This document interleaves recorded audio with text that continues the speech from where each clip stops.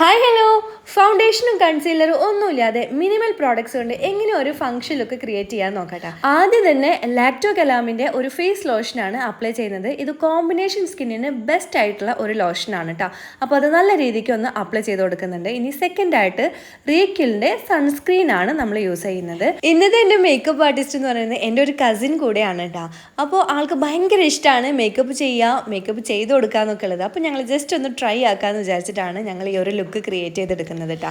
അടുത്തതായിട്ട് Swiss ബ്യൂട്ടിയുടെ eyebrow pencil കൊണ്ട് eyebrows ഒന്ന് ഫിൽ ചെയ്ത് കൊടുക്കുന്നുണ്ട്. ഇത് അടിപൊളി പെൻസിൽ തന്നെയാണ് കേട്ടോ. ഞാൻ ഈ കാണിക്കുന്നതിൽ മിക്ക പ്രോഡക്ട്സും അഫോർഡബിൾ റേറ്റിന് തന്നെയാണ് വരുന്നത് കേട്ടോ. അപ്പോൾ കഴിയുന്നതിൻ്റെ ഒക്കെ ലിങ്ക് ഞാൻ എൻ്റെ ഡിസ്ക്രിപ്ഷൻ ബോക്സിൽ കൊടുക്കാം.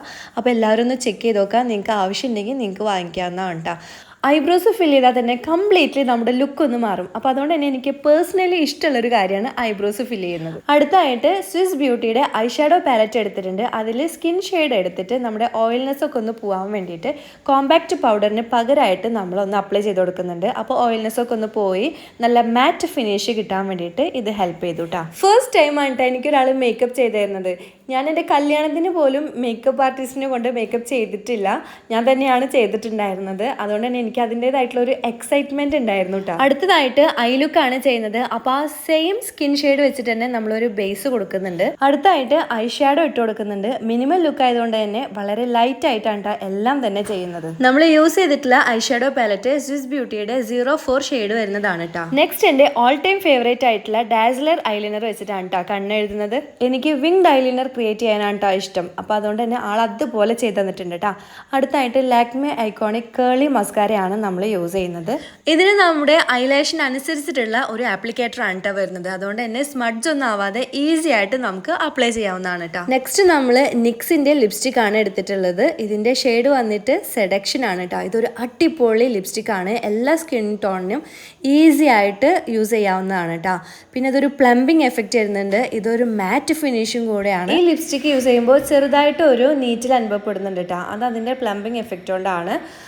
നെക്സ്റ്റ് നമ്മൾ സ്വിസ് ബ്യൂട്ടിയുടെ ക്ലിയർ ലിപ് ഗ്ലോസ് ആണ് യൂസ് ചെയ്തിട്ടുള്ളത്. ഇതൊരു അഫോർഡബിൾ റേറ്റിൽ വരുന്ന ലിപ് ഗ്ലോസും കൂടെയാണ്. നെക്സ്റ്റ് നമ്മൾ ആ സെയിം ഐ ഷാഡോ പാലറ്റ് എടുത്തിട്ടാണ് ബ്ലഷ് ഇടുന്നത്.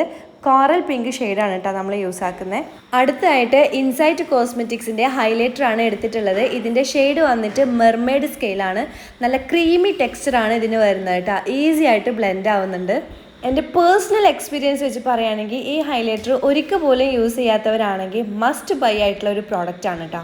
നമ്മുടെ ഫേസ് ഫീച്ചേഴ്സ് എൻഹാൻസ് ചെയ്യാൻ വേണ്ടിയിട്ട് ഇത് വളരെയധികം ഹെൽപ്പ് ചെയ്യുന്നുണ്ട്. ലാസ്റ്റ് ഐസിനും കൂടിയിട്ട് ഒന്ന് ടച്ചപ്പ് ചെയ്തിട്ട് നമ്മളിവിടെ ഈ ലുക്ക് കംപ്ലീറ്റ് ആക്കിയിട്ടുണ്ട്.